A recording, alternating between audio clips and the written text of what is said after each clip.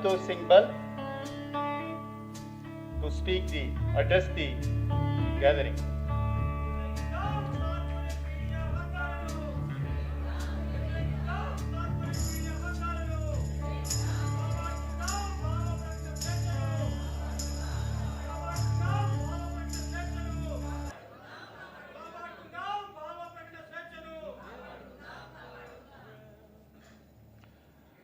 Good morning, and thank you for having me here. It's an honor. Dignitaries on stage, Colin and Satya, Vasanthi Balagopal. You must excuse me for speaking in English. I often say when I speak in the North that actually to robustly speak about Modi and his times and what has happened with the media and with every other institution in the country, perhaps the language best suited to do so is in Punjabi, but I cannot take refuge in Punjabi here. It is an honor for me. I never personally knew Bal Gopal, but I have read him, and that is enough. There is an intellect and a rigor that shines through in everything he's written, and I appreciate that. Perhaps it is a similarity in training. I trained as a mathematician, I taught as a mathematician before becoming a journalist. And I realize how difficult it is to write with precision and clarity, to build up an argument step by step from facts, and yet hold your reader's attention. And he did that in each and every article he wrote. There is a rigor there is an intellect there, and I think one of the things that comes through in everything he wrote was that please pay importance to the economics of whatever you are studying, but don't trust economists. And that, I think, is true of every field we look at. It is equally true of the media. So when I today speak about this institution called the media, where it has led us, why has it come to this place where today it has become an instrument of the state? Let me just elaborate. Before I come to the times of Modi, let me just lay out the system that Modi inherited and the use that he has made of, because much of what has happened today would not have been possible without understanding how the media has evolved in this country over a period of time. Clearly, when we talk about institutions that matter in public society, well, we have the legislature, we have the executive, we have the judiciary, we have the media, and I would say there is a fifth segment that we need to look at, which is civil society and academia, and that perhaps requires a separate analysis. I will not get into it. But clearly, of these, the first three, the executive, the legislature, these two are basically today handmaidens of the government in power, of the elected government. There is no resistance. They are directly used, implemented. Appointments in the executive, payment to the executive, all of it is made by the government. The judiciary has somewhere a halfway stage where there is a certain degree of independence. The struggle over appointments is split between the government and the judiciary, and I think Colin will speak in some greater detail about the judiciary as well and where the judiciary has landed up today. Some of it is proximate.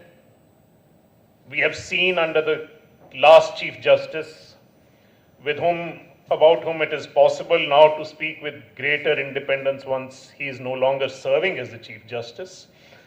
We have seen it with the Judge Loya story that we did. As removed to these institutions, the media, right from independence, has largely been left to its own devices. The government does not fund the media, nor does it appoint people in the media. In a democracy like ours, where we must remember the average size of a Lok Sabha constituency is 10 lakh people, there can be no direct intermediation discourse between the elected representatives and the people. The media is essential, necessary. There is no democratic interaction except for the elections every 5 years that is not mediated through the media or the press or television. The failure of this institution literally means that from election to election, the whole process of democracy, of public view that should be reflected, is subverted, is destroyed. How did this happen? As I said, right from independence, the government media in this country never took off. If the government does not fund media, if you are not developing a model for funding media, then the media has to be funded by somebody.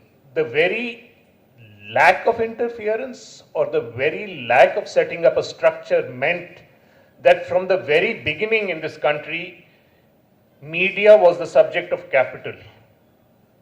That it had to be run by big capital, and that is how much of the media in this country has started. I'm focusing on the national media, but you can look at local examples here and perhaps see the same situation everywhere. And in India, who were the people who could have funded media on this scale? It was people with wealth. That brought caste and class. If the national media was called the jute press, it was called for good reason. It was run by the jute barons. The Marwadis of Rajasthan and the diaspora became owners of much of the national media in this country. They embody the interests of a particular caste, a particular business owning class, and they also embody a certain ideology right from the beginning. And I would suggest, if some of you would like to, I think there is a recent book by Akshay Mukul on the Gita press, how the very rise of Hindutva and the spread of the printed press, the message of Hindutva, the printing of the Gita, the printing of popular Hindu literature was funded and powered by the same Marwadi owning class that the national media across the country. And I'm pointing this out because this is important when we come to Modi. At the very beginning, this country recognized that journalism or media as a profession is a profession like no other. There is in this country a much forgotten, much overridden act called the Working Journalist Act. And I think again, Colin has done a lot of work with some journalists on the Working Journalist Act, which was passed in 1952. It provides safeguards, terms of employment, conditions for journalists. The place for redressal is the labor court. I'm stressing this because you must remember that for no other profession in the country does a similar law exist. There is from the very beginning a recognition that journalism is a profession like no other. And what is the intent of the Working Journalist Act? The intent of the Working Journalist Act was always to shield journalists from interests and pressures, including the owner's interests and pressures. Working conditions were defined. How you were to be terminated was defined. But since 52 to today, this act has slowly been taken apart. With liberalization, the Working Journalist Act has been replaced by a contract system which is patently illegal but continues to thrive. There is redressal in theory available through the Working Journalist Act, and actually I am fighting a case against a previous employer. I will come to that under the Working Journalist Act. But in practice, that redressal is almost ineffectual. It does not amount to anything. So virtually the Working Journalist Act has been done away with. The protection, the only protection journalists had against their owners has been done away with. So all I'm trying to bring the focus back is that we need to look at owners and ownership of media to understand what has happened in this country. And once you have taken away the Working Journalist Act, You have failed to expand its legislative scope. Under the law today, even today, the only person who is a journalist is a print journalist. There is no official definition of a TV or a digital journalist still today in the law. The working journalist does not cover this. There is a complete failure to keep pace with the changes in media in terms of legislation and law. In this context, once you look at the fact that there is no funding from the government, that we have not evolved models of funding, that largely it has been left to big owners to own media, the media largely was bound to be at the service of capital in this country. And that was true much before Modi came to power. And it is through this capital that government exercises control over media. This was true well before Modi came to power. The Congress government did much the same.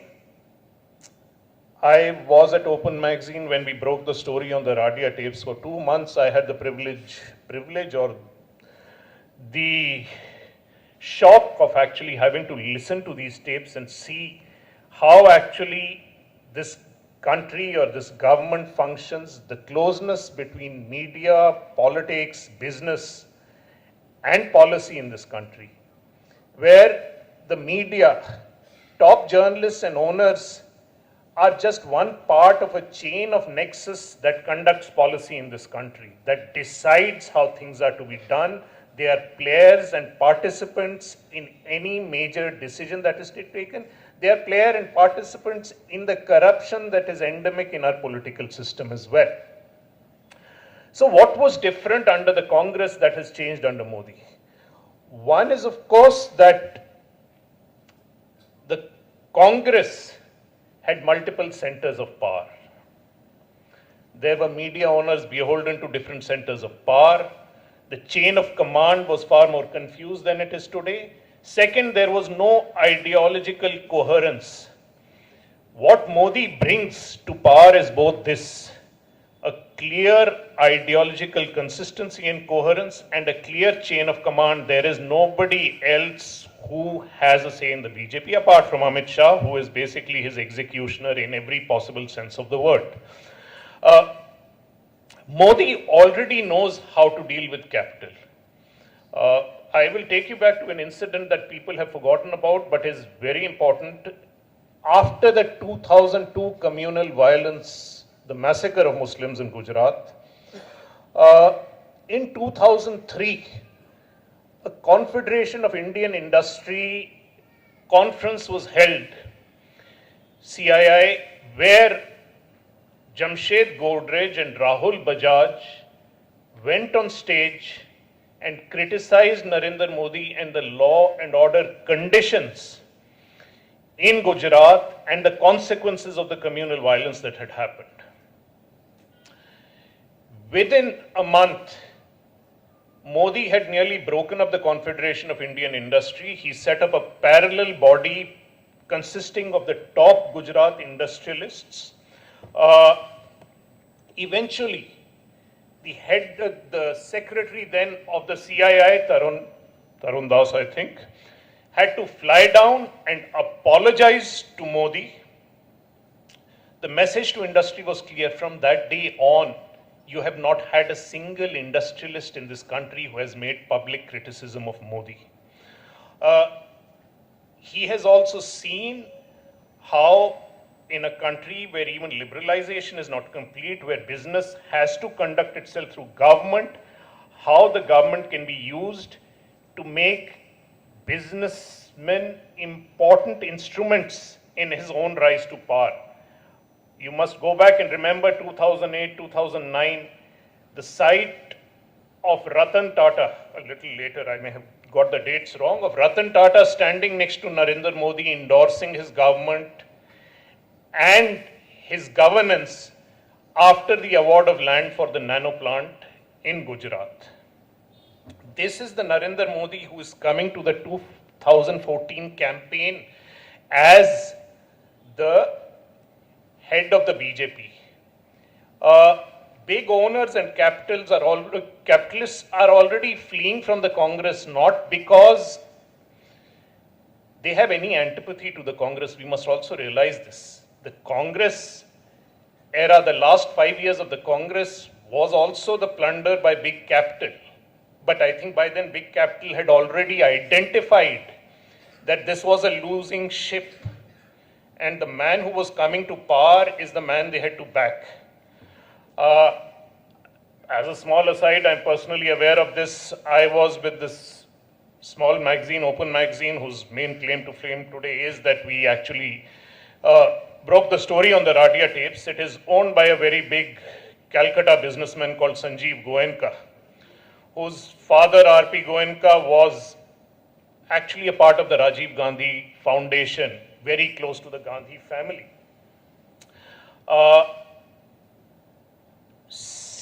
4 or 5 months before the 2014 elections, I was asked that we will settle with you and you must make your way because you are getting politically inconvenient.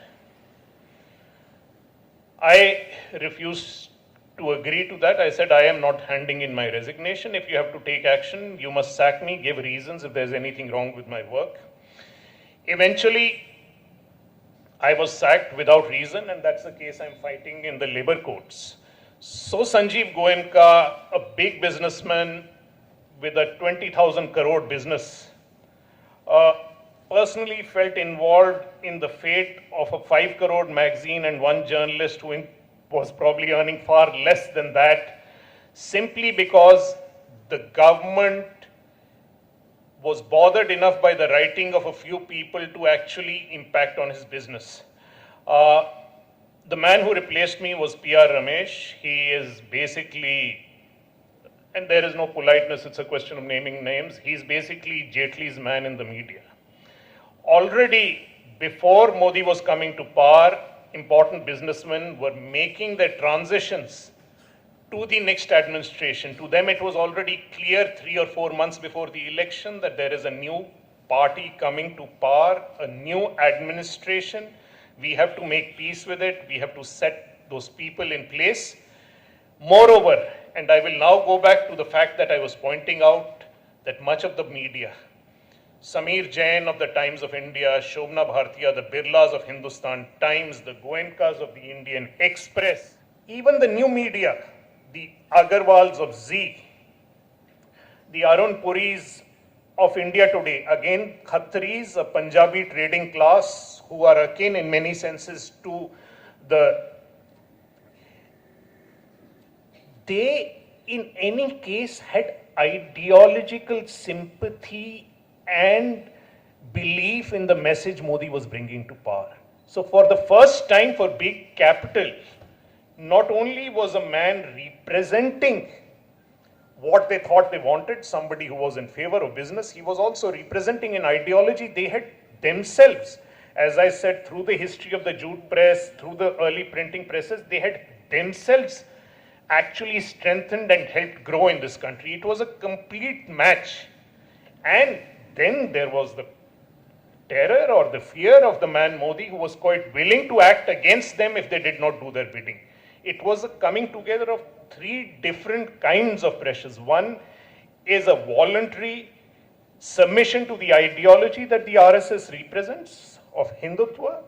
Second, the complete match of minds between big business and Modi. And the third is a fear of Modi, which he was willing to exercise. This message was given very clearly to the media very early on. You must remember at the beginning of this administration, when the portfolios were handed out, Arun Jaitley was given 2 portfolios. Those portfolios were finance and information and broadcasting. Every owner in the country understood that if you are not going to operate as you are required in the area of media, your business interests in other areas are going to get directly impacted, and they will be impacted by the very same man. This pettiness was so extreme. Arun Jaitley, I think Arun Shourie said this is a government of 2.5 people, basically 3 people. 2 people being Modi and Amit Shah, and half a person is Arun Jaitley, who has certain importance sometimes and certain less importance at certain time. Made the mistake, for all his so-claimed political astuteness, of standing for elections from Amritsar. If he had asked somebody like me, I would have told him he's going to get badly defeated. Hindutva has no traction in Punjab. There is no liking for Arun Jaitley. To believe that he could have won that election was stupidity in the first place. In the Hindustan Times, a small item, a small brief item was published suggesting that Arun Jaitley was on a difficult wicket in the Amritsar elections. The sub-editor responsible for handling that brief edit, she lost her job overnight. Okay. The pettiness extended right from ownership down to the smallest possible detail. And this messaging is insidious because in the end, while the threat of physical violence, what happened with Gauri Lankesh is forbidding, it is not a fate that most journalists expect will befall them. But the idea that you can lose your job for the simplest suggestion of criticism or dissent is pernicious to the media. This is where the Working Journalists Act becomes fundamental. Under the Act, that action could not have been taken. Every journalist today knows that if you are doing work or sending out messaging that is contrary to the desires of the owner, and the desires of the owner are the same as the desires of this government, then you're likely to lose your job. And that desire, that need, you have to send your children to school, you have to pay your mortgage, you have to pay your loans. It is that fear and that pressure that keeps most journalists in line and in check, even when they are willing to do their job more than want to do their job. There is almost no possibility of being able to do it when owners themselves are ensuring that you are in no position to do that. It has also ensured that at the senior levels, the people who have been placed by owners are not really journalists. Today, most editors are not journalists. They are management appointees. They are people who have been appointed there to implement the ideological and the business interests of owners. That is the structure of the media as it stands under Modi. I may just point out some things that relate to this interaction between Modi and big business and how it reflects in the media today. The story is today in the news, but it goes back to the early part of the Modi government. Two businessmen are people we need to focus on. Adani himself, whose businesses you can trace Adani's expansion of business, map it on a graph parallel to Modi's rise in politics. Adani has expanded and grown and thrived to the same extent that Modi has grown and thrived in politics. It is almost parallel. There is a parallelism there right from the inceptions of their career in Gujarat. And if you look from the beginning, from 2015 onwards, you can see what has happened. Easy loans, changes of law in specific sectors, from something like solar panels to minings to power in a way that favors Adani.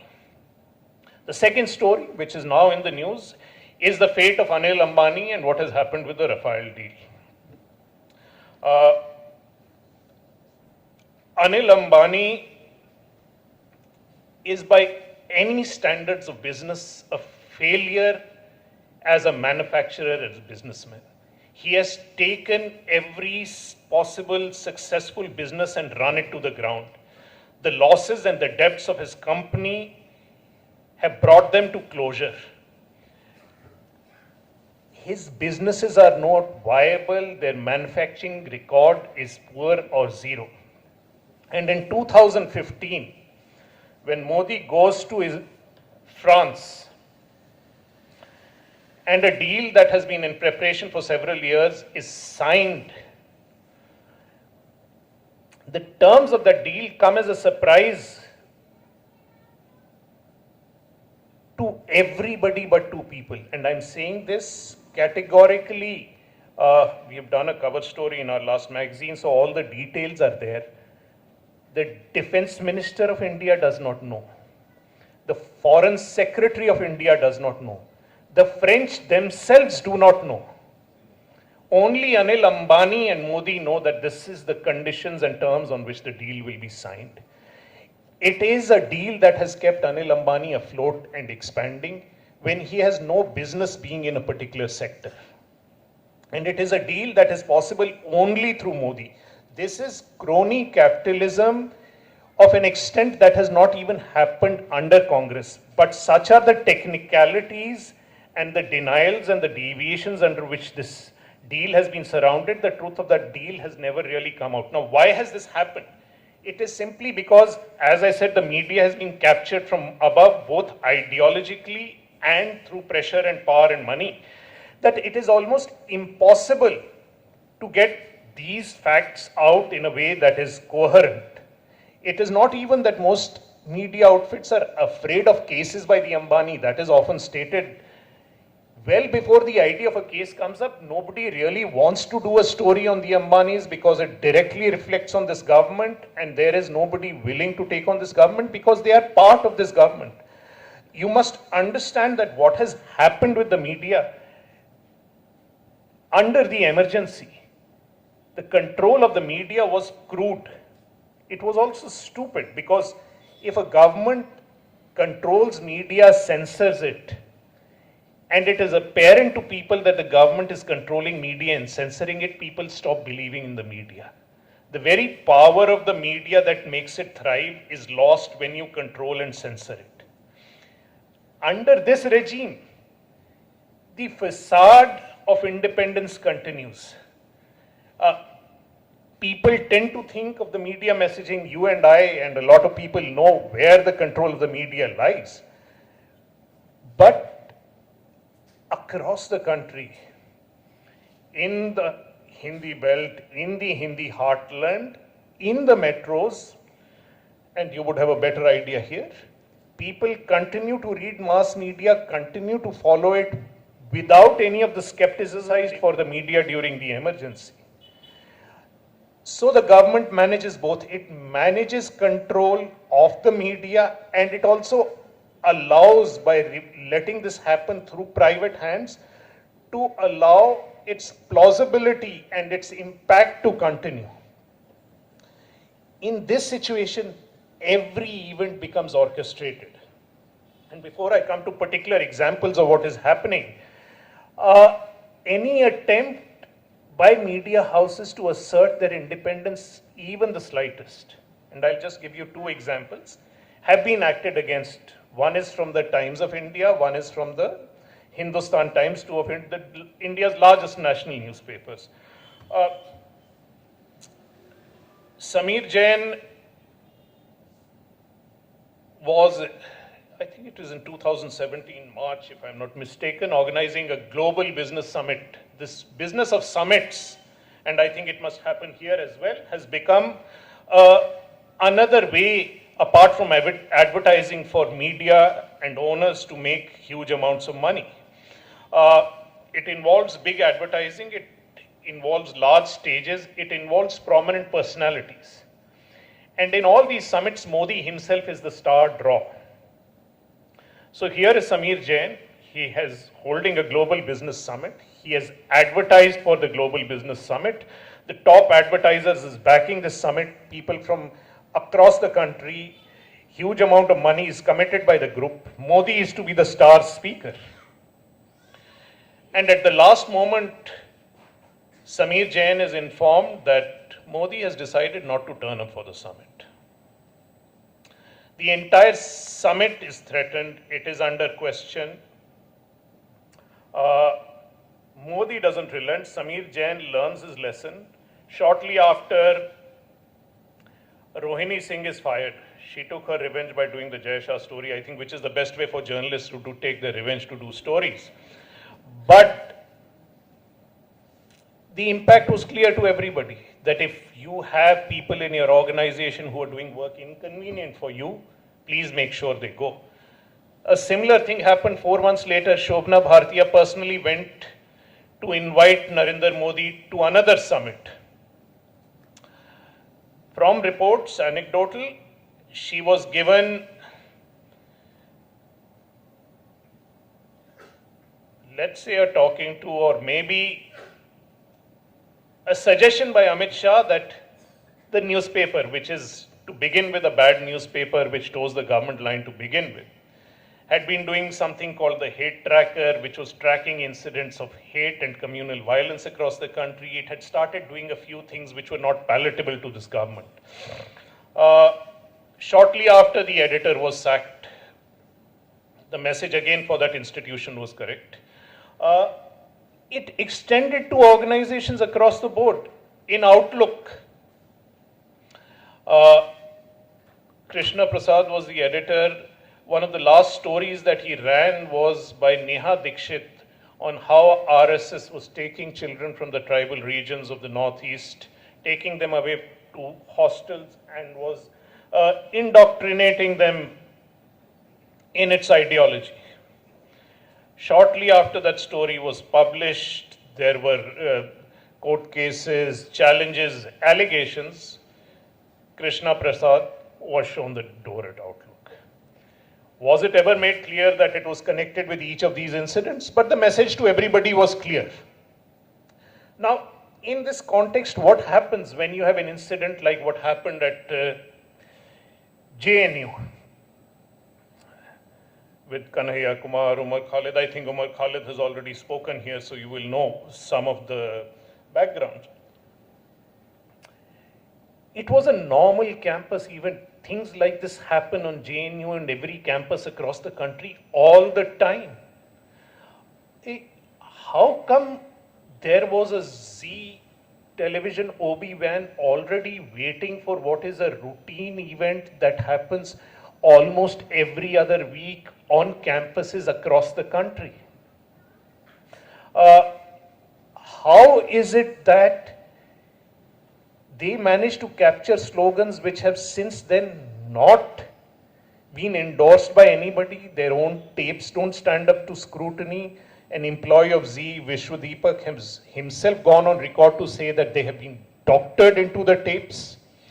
So you have an incident that is literally created by the media. And how is it played out? You must remember, we must go back to that to come back to the current context, because the terminology that is starting there is dangerous. It is that these are anti-national slogans. This is about the time where this joker Vivek Agnihotri, who's part of the Hindi film industry, actually coins the term urban Naxals. You must remember that the term urban Naxals is not very old. It is 3 or 4 years old. From inventing the term to now to using it and finding actual urban Naxals and putting in jail has taken 3 or 4 years. And it is mass media that has actually propagated that term, made it common parlance, and made it reality, at least in the reality of the Modi government. So the GNU incident happens. There is an OB van which supposedly captures and doctors evidence, plays it out. Every national channel suddenly is echoing the same language in the same way, in a unanimity one has never seen in the media before, that there is an anti-national threat to this country. And it is by a handful of people sitting at JNU. And you see that same pattern, you have seen it repeated in Hyderabad, you have seen it repeated in the Rohit Vemula case. The media is no longer just a messenger for the government, it is actually doing the government's job. It is creating narratives, it is actually engineering events, it is setting up situations which allows the government then to act in ways it wants. The suppression of dissent is ultimately at the end of this goal, and I think Colin will speak about some of these things when he's going to speak about. It is repeated time after time. When we started doing the Judge Loya story at Caravan, and I'll give a background, not that that background is necessary, but I'll just give a background to the Judge Loya story and how it has played out, because I think it is again indicative of how this government functions and what the hold over the media has done. And this hold is actually far more extensive than they believe. I have so far only mentioned Times of India or the Hindustan Times or an Aaj Tak or Zee. And this is okay, we expect these guys to be in that line. Why was the Judge Loya case important?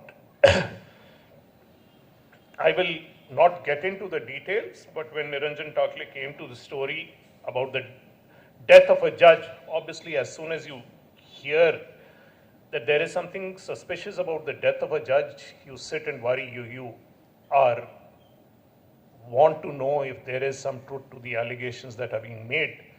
But this was also no ordinary judge.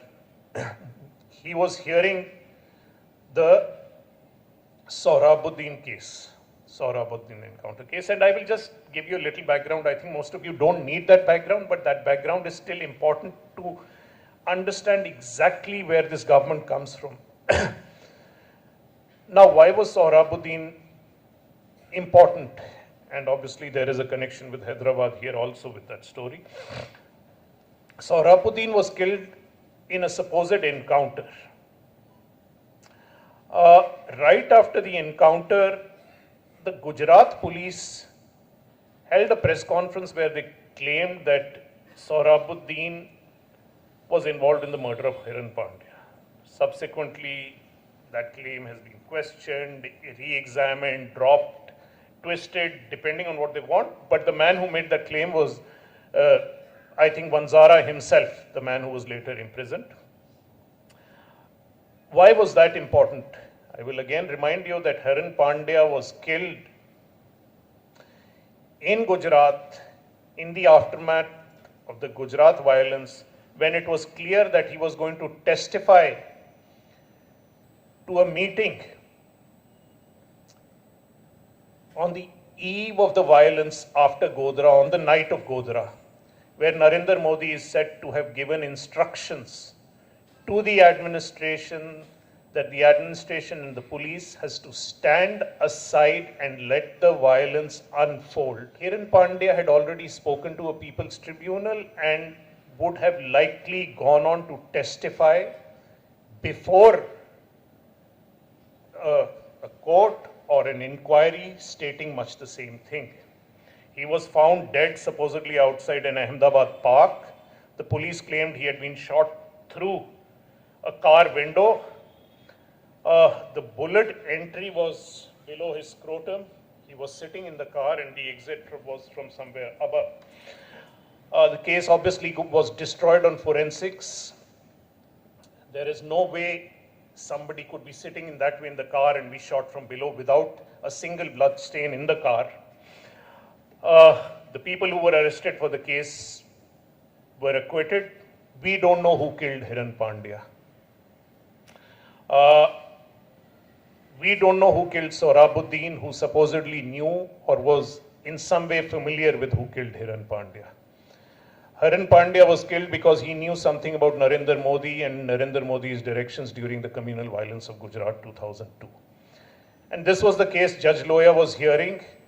The judge who was hearing the case before Judge Loya was transferred when he asked for a personal appearance from Amit Shah. Judge Loya was killed when he asked for a personal appearance by Amit Shah. Was killed, let me restate that, died under suspicious circumstances. And the judge who finally took over from Judge Loya went through 10,000 pages of testimony in 2 days, reserved his judgment, and let Amit Shah off as the main accused in the case. This was the case that came to us. We examined the case, we investigated the case, we went back, looked at in detail, we published our stories. Within 2 days of publishing that story, what we found was not that the rest of the media was willing to follow up or actually engage with the story. The first story that appeared in any other organization was, of all places, the Indian Express, which is seen largely as an anti-establishment newspaper. And I learnt all my journalism at the Indian Express. I worked there for 7 or 8 years. But that story was not a story that was taking our story forward. That story was written to kill our story. It was written to make sure that Judge Loya died a natural death. And what was that story based on? It was based on a document which had a wrong date with no explanation. And that was put on the front page of the Indian Express. I know the newspaper I worked for. There is no way a document which is an error escapes the attention of the Indian Express chain of command, unless somebody there was already willing to believe a story or was willing to take what was planted. And I am saying this openly, that story was planted in the Indian Express. They fell for the plant. They have still not been able to explain how they could get a document which we claim is a forged or a manipulated document and put it on the front page to kill a story which relates to the important events that I have played out. It was echoed and backed by NDTV. So what am I suggesting here? I am saying that you don't have to worry about the Times of India, the Hindustan Times, the Zee televisions, because these in any case, you know where they stand. But at crucial moments, even institutions such as the Indian Express and the NDTV that people tend to believe in because they are somewhat liberal or somewhat reasonable, are exactly the places the government ends up using. And why is it possible to do it? Because the question of capital, of finances and control that I have exercised before apply as well to the Indian Express and to the NDTV, which you must remember, and let us be honest about it and let us not pretend, is today a Reliance-owned organization. It works under a very limited framework of dissent and is largely towing the government line. It doesn't tow it so blatantly and so extraneously as the Times of India or Aaj Tak does, but it is still very much part of a framework in which government policy is reflected. So you will see that these papers like the Express or NDTV will gain a certain amount of credibility by reporting on the social manifestations of Hindutva, lynching, the mob violence. This government will let some of that reportage happen. You come to something like the Rafale deal, you come to something like Anil Ambani, you come to something that will personally hit Narendra Modi, you come to the Judge Loya case, you come to Amit Shah, you will find that these stories do not find an appearance anywhere in the media. As a result, today, wherever the government wants to echo or run messages, while we were doing the Judge Loya story, obviously the mass media, Hindi and English, Times Now, Amar Ujala, like the anti-national, they were taking our Twitter feeds, my editors. The Twitter feed was run across with a title of Tukde Tukde Gang. We were people who were trying to break up the country by actually investigating the suspicious death of a judge. And this would be repeatedly on national television, day after day, repeated as literally individual targeting of people. And it is this role that the media is playing in every important story that could go against this government. One, they will not write about that story if that story happens. You must remember when Wire, Rohini Singh first did the story on Jai Shah, Amit Shah's son's finances. That story again was also not picked up by any other media. The only reason it became a big story was because the BJP held a press conference denouncing the story, and the newspapers and the channels reported the story, denouncing the story. They didn't realize that is the same as propagating the story. They actually helped propagate that story. But the media was not trying to propagate the story. The media was trying to carry the BJP's message, which backfired in this case, basically.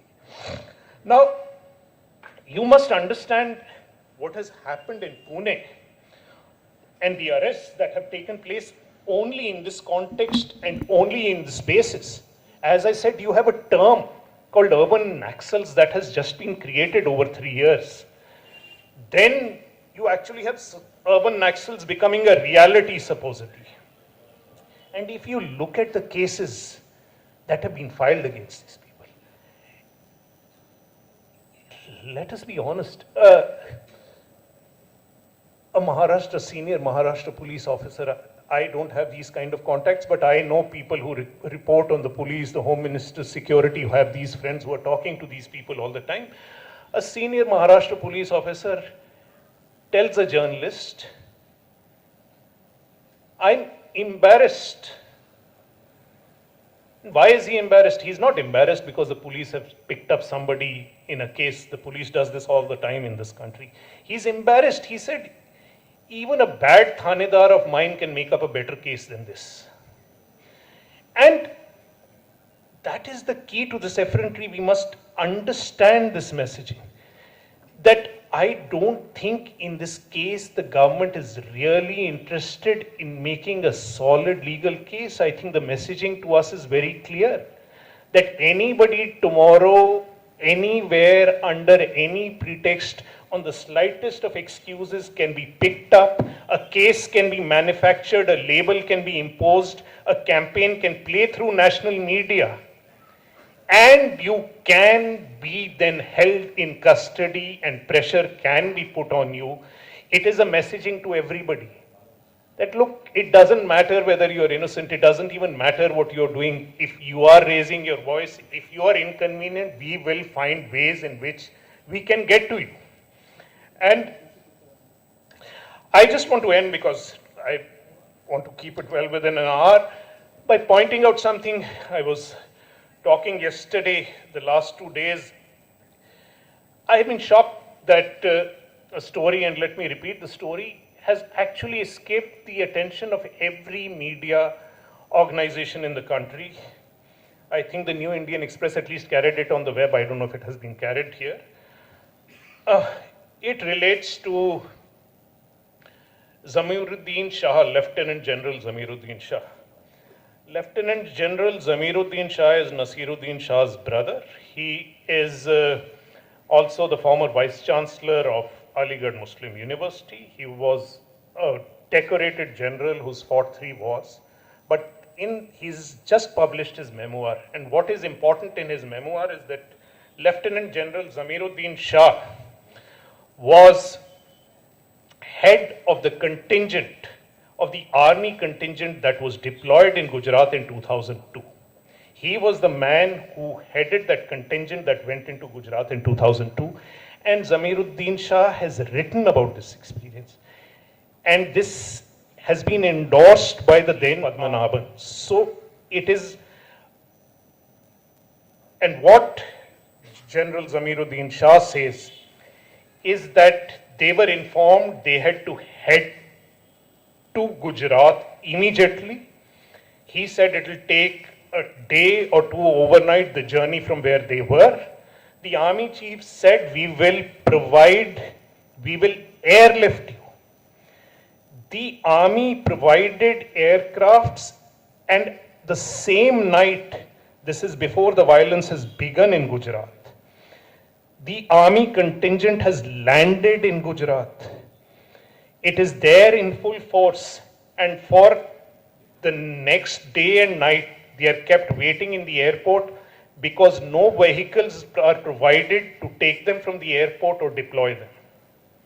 The only person who could have ensured that the vehicles are not provided, are not taken anywhere, was the head of the state administration. It was Narendra Modi. The implications are clear. Of course, the parallel to 84 is clear. This is what Rajiv Gandhi did with the army in Delhi as well in 84 when the massacres were occurring. That the army was deliberately kept waiting while the violence began and unfolded in Gujarat.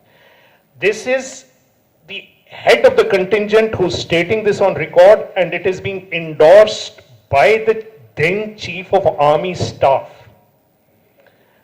It has been released on agency. This news has been out for 2 days. I have not seen it in any national newspaper. I have not seen it in a single television discussion or debate.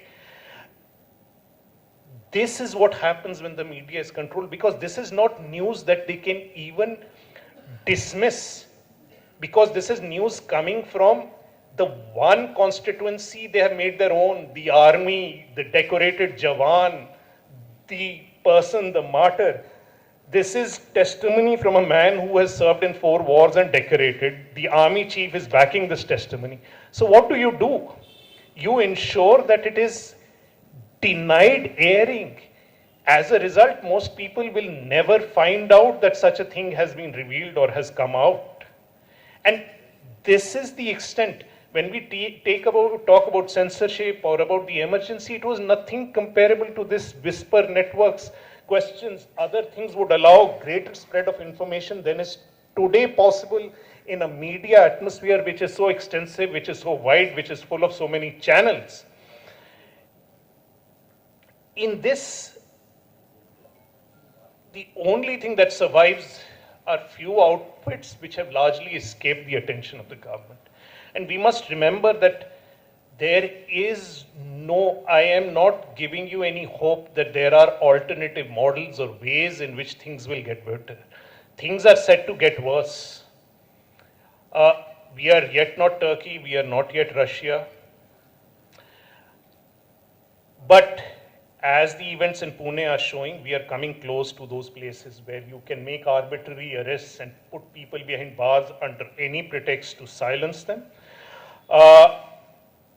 Is there a way that we can take this on? No, I think all we can do is keep doing our work, find ways in which we report our stories, hope that there are ways of funding that escape this. Most of us are looking for subscriptions or direct, in the same way that the Human Rights Forum looks for funding. Most of us are trying just that model, that can our readers sustain us in a way that the government cannot pressurize us. Because apart from that, the mass media is done for in this country. And is there an easy way out? No, there is no way out. And a change in government is not going to change that. The Congress believes in the same system of control that today is exercised under Narendra Modi. It will give us a breather, but maybe we will not get that breather. Maybe we are set for another 5 years of Narendra Modi. This combination of Modi and the RSS is taking us to the point where I think you had said about Subramanian Swamy, that we will be de facto a Hindu Rashtra, an authoritarian country without any constitutional changes or legislative mandate, because every institution that needs to be controlled will be controlled. Thank you. That is all.